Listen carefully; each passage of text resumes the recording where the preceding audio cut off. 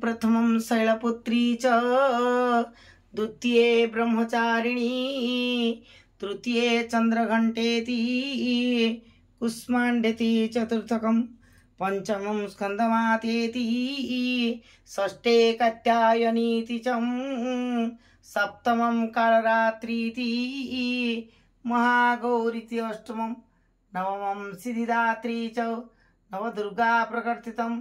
ओम नमो नारायणी नमो। माता दुर्गांकर षष्ठ रूपरी नवरात्रि पूजा करिबा। चंद्रहासोज्ज्वला करा शार्दूल परवाहना कात्यायनी शुभम दद्या देवी दानवघातिनी। माता दुर्गांकर षष्ठ स्वरूपर नाम कात्यायनी। एही नाम पछरे एक वृत्तांत रही। ताहा हेला कत नाम जड़े प्रसिद्ध महर्षि थिले। तांकर पुत्र ऋषि कात्या थिले। सेही कात्यांक गोत्र रे विश्व प्रसिद्ध महर्षि कात्यायन जन्म होइतिले। से भगवती परमात्मांकर उपासना करी बहु वर्ष घोर तपस्या रत थिले होइतिले। तांकर इच्छा थिला जे तांक घरे भगवती झियो होई जन्म हुअन्तु। माता भक्तंकर से प्रार्थना स्वीकार करथिले। किछि काल परे पृथ्वी जेतेबेले दानव महिषासुरर अत्याचार बढ़ी चलिला सेतेबेले महिषासुर को विनाश करने निमंते भगवान ब्रह्मा विष्णु और महेश्वर निज निज तेजर अंश दे एक देवी को उत्पन्न कले। सर्वप्रथम महर्षि कात्यायन सेही देवी को पूजा करथिले। माता तांकर कन्या रूपे जन्म होई तांकर इच्छा पूर्ण करथिले ओ कात्यायन ऋषिंकर पूजा ग्रहण करी दशमी दिन महिषासुर को वध करथिले।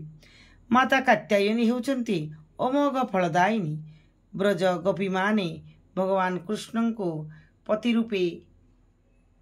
रूपे पाइबा निमंते जमुना तट एही मातांकर पूजा करथिले। एही माँ वज्रमंडलर अधिष्ठात्री देवी रूपे प्रतिष्ठित।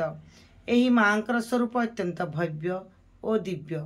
यहांकर वर्ण सुवर्ण परि उज्ज्वल और भस्वर। माता चतुर्भुजा। मातांकर दक्षिण पटर उपरे हातरे उभय मुद्रा और तल हातरे वर मुद्रा। बा पटर उपर हातरे तरबारी और तल हातरे प्रस्फुटित पद्म शोभा पाए। माता सिंहवाहिनी अटंती। माता सिंहवाहिनी अटंती। दुर्गा पूजार षष्ठ दिवस रे मांकर एही स्वरूप पूजा कर जाए। से दिन साधकंक मन आज्ञा चक्र स्थित हुए। जोग साधना रे एही आज्ञा चक्र अत्यंत महत्वपूर्ण स्थान रही।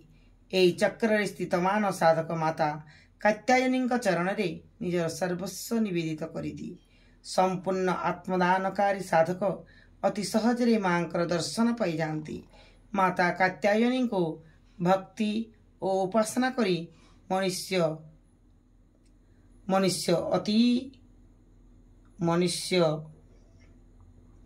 अति सहज रे अर्थ धर्म काम मोक्ष चतुर्वर्ग फल प्राप्ति करिथाए।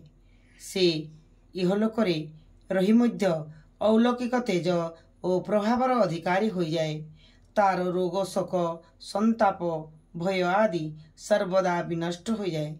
जन्म जन्मांतर पापराशि नाश करने निमंते मां को उपासना ठारू बड़ी अधिक सुगम सरल मार्ग आउ नहीं।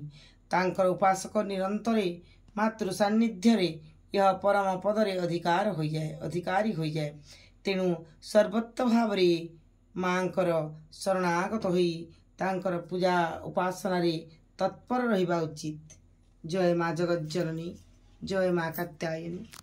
हे माँ।